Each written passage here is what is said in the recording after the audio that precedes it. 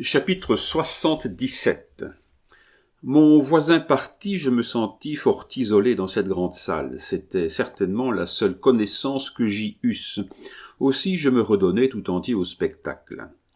Voyais-je clair dans ma pensée? Non, certes, pas encore. Le Vampire était un des premiers mélodrames avec lesquels j'eusse fait connaissance.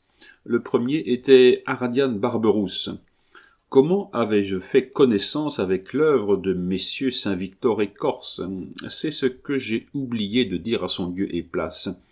Il y avait à Villers-Cotterêts une troupe de pauvres comédiens. Comprenez-vous bien, il fallait que des comédiens fussent pauvres pour venir à Villers-Cotterêts. Enfin, ils y étaient et ils y mouraient de faim. C'était toute une famille, on les nommait les Robats. Ils eurent une idée, ces pauvres diables, c'était de donner une représentation à leur bénéfice et de prier 2 ou 3 jeunes gens et jeunes filles de la ville de jouer avec eux et pour eux. On s'adressa naturellement à moi. La nature m'avait déjà mis au cœur cette source de bonne volonté par laquelle s'en est allé, s'en va, s'en ira toujours tout ce que j'ai eu, tout ce que j'ai et tout ce que j'aurai. J'acceptais de jouer le rôle de Don Ramire. Toutes les autres mères refusèrent, garçons ou filles. Laisser monter ses enfants sur les planches et avec de vrais comédiens encore, fi donc. Ma mère seule tint à la parole donnée, et je fus l'unique artiste en représentation extraordinaire dont le nom, mis en grosses lettres sur l'affiche, eut la philanthropique mission de faire sale comble. Il s'agissait de me confectionner un costume. Ce fut une longue histoire que de mener à fin une pareille opération. Heureusement, à cette époque et à Villers-Cotterêts surtout, on n'était pas d'une grande exigence. Talma lui-même, ce grand rénovateur, jouait Hamlet avec un pantalon de satin blanc, des bottes à cœur et une polonaise. Mais je n'avais rien de tout cela, que les bottes de cœur, et je ne pouvais pas jouer Don Ramire rien qu'avec des bottes de cœur. On avait la tunique, tout se jouait en tunique à cette époque, et une splendide tunique même, car elle se composait de 2 châles de cachemire rouge à grandes fleurs d'or que mon père avait rapporté d'Égypte et dont j'ai déjà parlé, je crois. On se contenterait de les coudre, de laisser de chaque côté une ouverture pour les bras, de les plisser à la taille avec le ceinturon d'une épée. On ferait sortir de chaque ouverture des manches de satin, et Don Ramire serait sinon suffisamment, au moins richement et pudiquement vêtu des épaules à la moitié des cuisses. Le col rabattu et une toque de satin de la couleur de la tunique compléteraient la partie supérieure du costume. Pour la partie inférieure, c'était plus grave. Les maillots étaient rares à Villers-Cotterêts. Je pouvais même dire qu'ils y étaient inconnus. Il ne fallait donc pas songer à se procurer un maillot, c'eût été du temps perdu, une idéalité, un rêve. Les plus longs bas de soie que l'on put trouver, cousus à un caleçon, firent l'affaire. Venaient ensuite les brodequins. Les brodequins, ce fut une invention de ma part. On teignit en rouge une seconde paire de bas de soie, on y cousit une semelle, on la passa par-dessus la première, on la rabattit en la roulant à 3 pouces au-dessus des chevilles, on arrêta ce rabat qui faisait bourrelet, on simula la lassure du brodequin avec un ruban vert, et la chaussure termina dignement un Don Ramire qui se donnait le luxe de commencer par une toque de satin et une plume d'autruche. Restait l'épée. L'épée de mon père, épée républicaine avec son bonnet de liberté, figurerait assez mal aux côtés de Don Ramire. Le maire, M. Mussard, me prêta une épée Louis XV montée en argent. On ôta la chaîne qui la fermait, la garde disparut, il resta la poignée et la coquille, cela parut suffisant au plus difficile. L'annonce de cette solennité fit grand bruit. On vint de toutes les villes et de tous les villages environnants, même de Soissons. Je dus être horriblement ridicule, n'ayant jamais vu que Paul et Virginie à l'âge de 3 ans et la jeunesse de Henri IV à l'âge de 11 ans. Mais les Robats firent 800 francs de recettes, c'est-à-dire une fortune. Mais une mère, un père, des enfants et des petits-enfants eurent de quoi manger pendant les 2 tiers d'une année. Pauvres Robats, je me rappelle que tout leur répertoire se composait d'Adolphe et Clara et du Déserteur. que sont devenus ces malheureux comédiens, Dieu le sait. Voilà comment je connaissais Ariadne Barberousse qui, avec le vampire, dont j'allais voir le dernier acte, formait tout mon arsenal mélodramatique. Le troisième acte n'était que la répétition de ce qui s'était passé au premier. Ruthven, que son ami Aubray croit mort à la ferme de Martsen, s'est ranimé, funèbre Endymion, sous les baisers de la lune.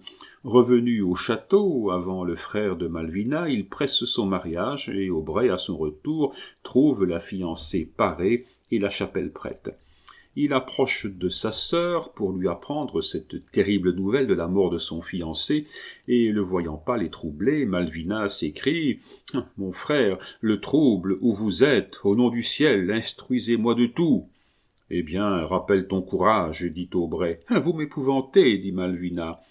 Puis, se tournant vers la porte, « Mais milord tarde bien à paraître. » Puisqu'il faut me résoudre à déchirer votre cœur, sachez que tous mes projets sont rompus. Un événement affreux, inattendu, nous a privés, moi d'un ami, vous d'un époux. L'infortuné Ruthven, en ce moment Ruthven s'avance, saisit le bras d'Aubray et lui dit d'une voix sombre « Songe à ton serment ». Sur ces mots, et comme toute la salle éclate en applaudissements, un formidable coup de sifflet retentit dans une baignoire. Je me retournai avec tout l'orchestre et tout le parterre. Les claqueurs s'étaient levés en masse, et montés sur les bancs, criaient « À la porte !»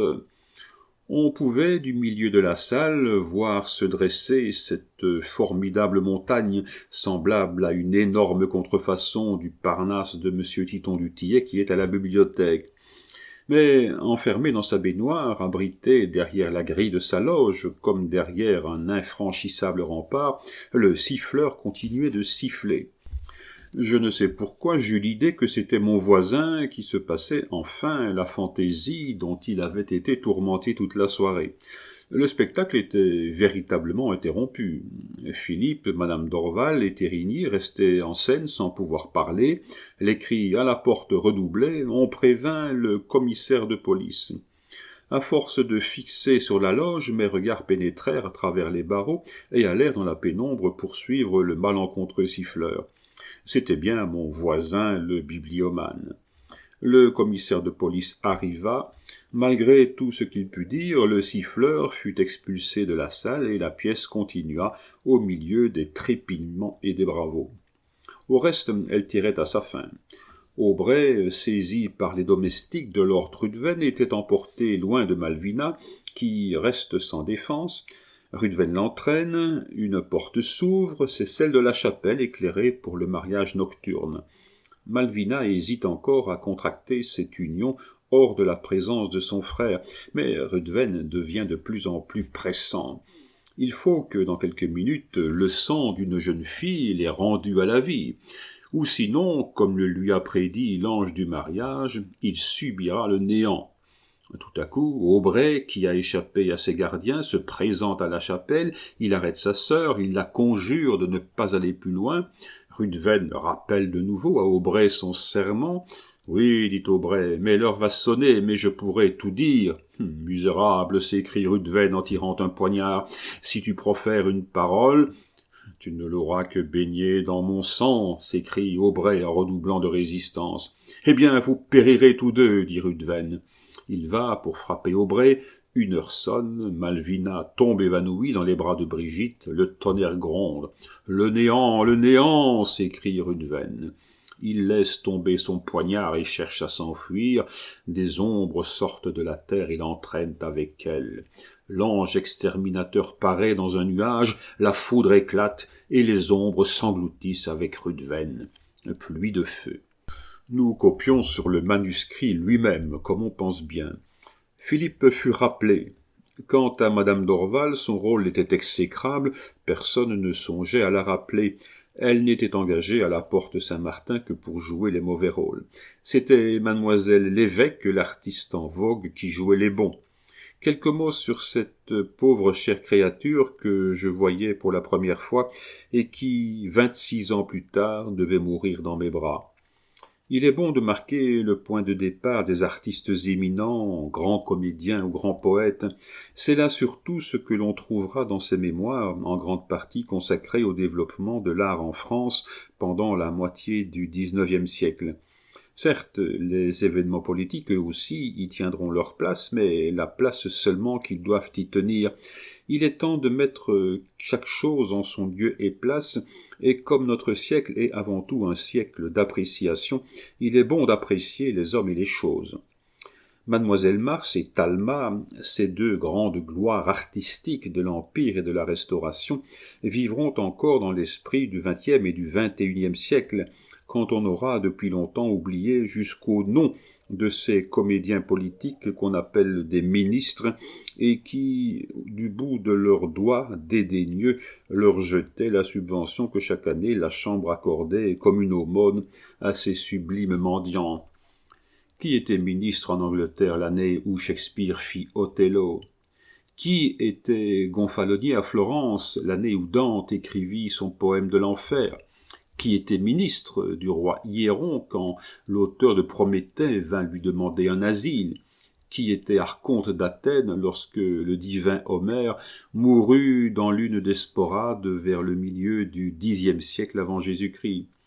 Pour savoir cela, il aurait fallu être mon voisin qui savait tant de choses, qui savait reconnaître les Elzévirs, qui savait où l'on trouve les vampires, qui savait d'où viennent les claqueurs, et qui s'était fait mettre à la porte pour avoir sifflé la prose de M, car il n'y a jamais eu de nom imprimé sur la brochure du vampire, édité par Barba, lequel mettait fièrement au-dessous de son nom éditeur des œuvres de Pigault-Lebrun.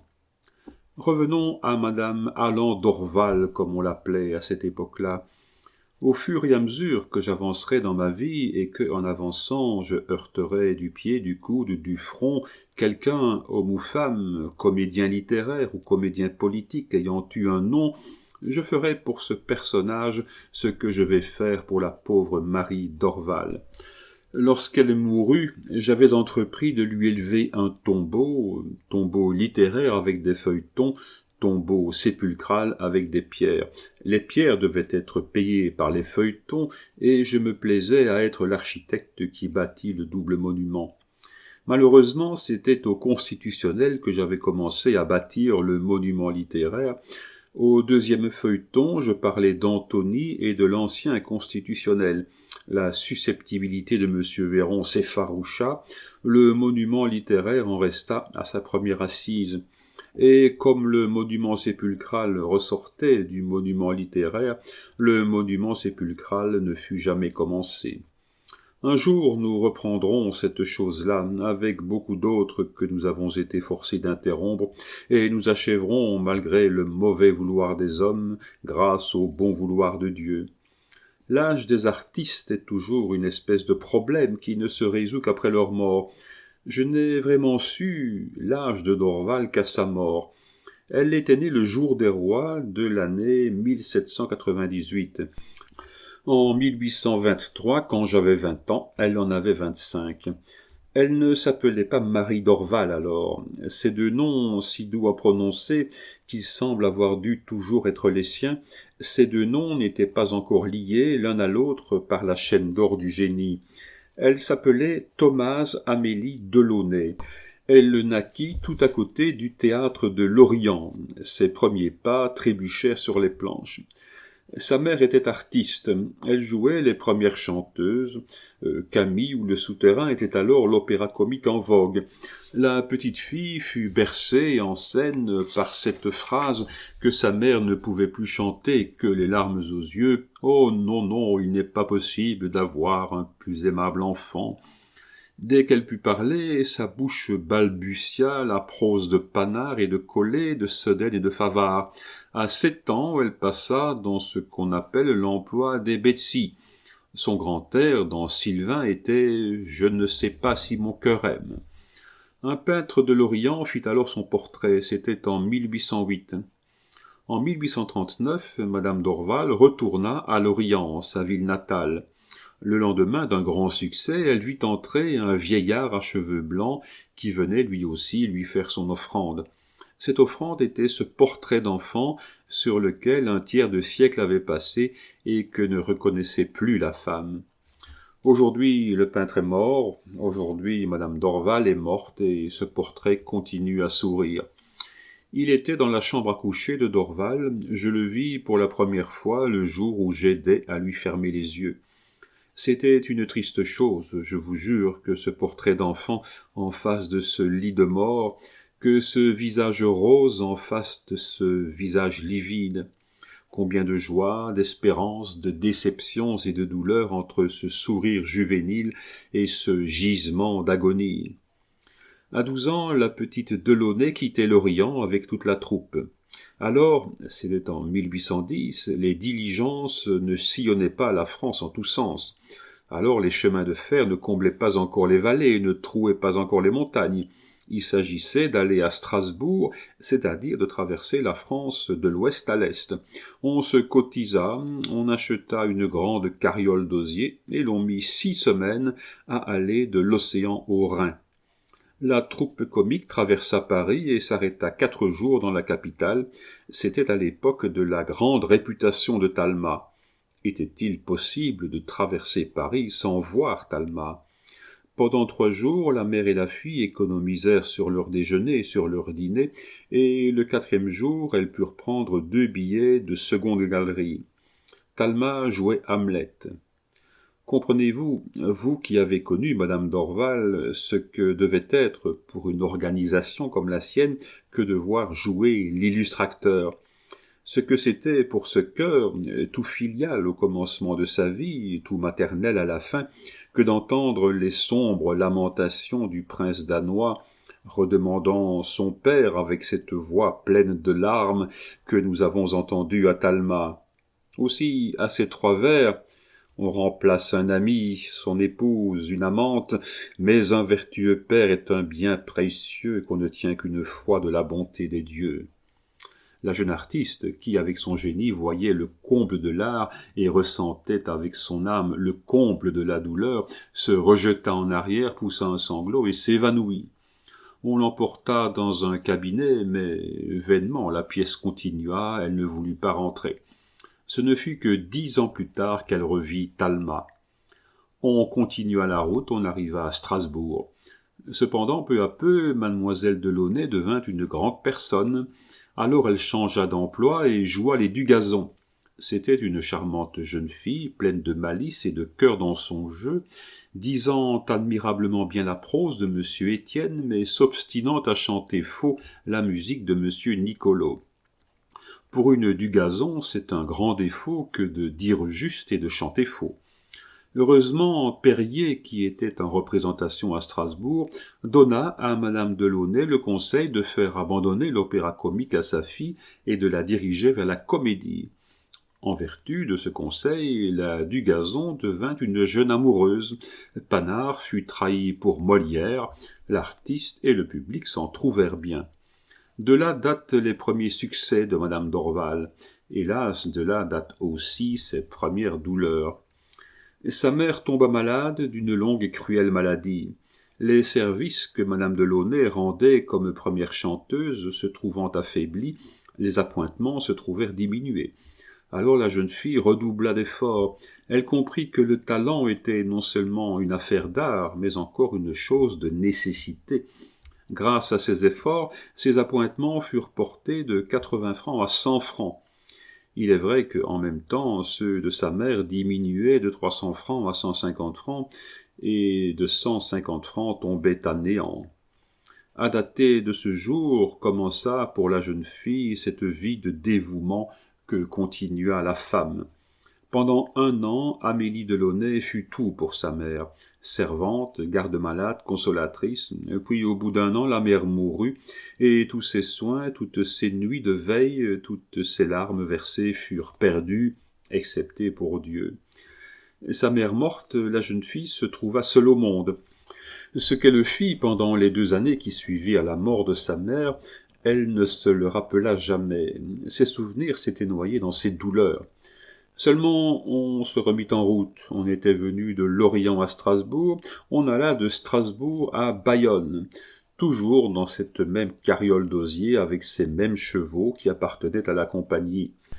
Cependant, un grand événement s'était accompli. Amélie Delaunay avait épousé, sans amour, comme épouse une pauvre enfant de 15 ans, par isolement, un de ses camarades qui jouait les martins. Il se nommait Allan Dorval. Il mourut à Saint-Pétersbourg. Où avait-il vécu? Nul n'en sait rien.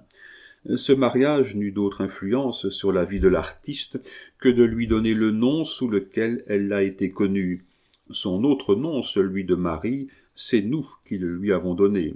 Antony a été son parrain et Adèle d'Hervé sa marraine. Mais on continuait de voyager, et en voyageant pour aller à Bayonne, on se rapprochait de Paris. Dans quel village, sur quelle route, dans quelle auberge, Potier, ce grand artiste qui faisait l'admiration de Talma, rencontra-t-il madame Allan Dorval? Sur quel théâtre la vit-il jouer? Dans quel rôle laissa-t-elle échapper une de ses phrases du cœur, un de ces accents fraternels auxquels les grands artistes se reconnaissent entre eux? Je n'en sais rien, car la pauvre Marie l'avait oublié elle-même. Mais du doigt, il lui montra Paris, c'est-à-dire la lumière, c'est-à-dire la réputation, c'est-à-dire la douleur. La jeune femme vint à Paris avec une lettre de Potier pour monsieur de Saint-Romain, directeur de la Porte Saint-Martin. Sur cette recommandation, monsieur de Saint-Romain fit un engagement à madame Allan Dorval, et à partir de ce moment, son nom prit date dans les souvenirs, sa vie se mêla à la vie littéraire de Paris. C'était en 1818. Que jouait cette pauvre femme de génie à laquelle rien encore n'avait révélé son génie que cet encouragement de Potier? Elle jouait la cabane du montagnard, les catacombes, les pendours, et enfin le vampire que mon voisin venait de siffler si outrageusement. Pauvre Marie, il fallait lui entendre raconter à elle-même les misères de ses premiers temps. Il y avait surtout une certaine robe à laquelle on cousait tous les soirs avant la représentation un galon que l'on décousait tous les soirs après la représentation. Ô Frétillon, Frétillon, que ton cotillon était loin d'avoir vu tout ce qu'avait vu cette robe. Telle était, lorsqu'elle m'apparut pour la première fois, l'Ève qui devait donner le jour à tout un monde dramatique. Quant à Philippe, qui l'écrasait à cette époque de la dignité de son pas et de la majesté de son geste, c'était la représentation du mélodrame pur sang, Pixérécourt et Quénier. Nul ne portait, comme Philippe, la botte jaune, la tunique chamois bordée de noir, la toque à plumes et l'épée à poignée en croix. Ce costume était alors connu sous la désignation de costume de chevalier. Lafon le portait de la plus agréable façon dans Tancrède et dans Adélaïde du Guesclin. Ce fut Philippe qui mourut le premier, et sa mort fit presque autant de bruit que sa vie. Comme je n'aurais pas à reparler de lui, comme s'il eût vécu, il n'aurait rien eu à faire avec l'art contemporain, finissons-en tout de suite avec lui. Philippe mourut le 16 octobre 1824, c'est-à-dire un mois, jour pour jour, après la mort de Louis XVIII. Le 18, on présenta son corps à l'église Saint-Laurent, sa paroisse, mais le clergé refusa de le recevoir. C'était le pendant au refus de sépulture fait à mademoiselle Raucourt. Cette fois, les camarades de Philippe et toute cette portion du public qui l'entourait d'une certaine popularité résolurent d'en avoir le cœur net, de procéder sans cris, sans actes violents, sans rébellion. On tira le cercueil du corbillard, 6 artistes des différents théâtres de Paris le prirent sur les épaules, et suivis de plus de 3000 personnes, s'acheminèrent vers les Tuileries. On voulait déposer la bière dans la cour du château, demander justice et ne se retirer que lorsque justice serait rendue.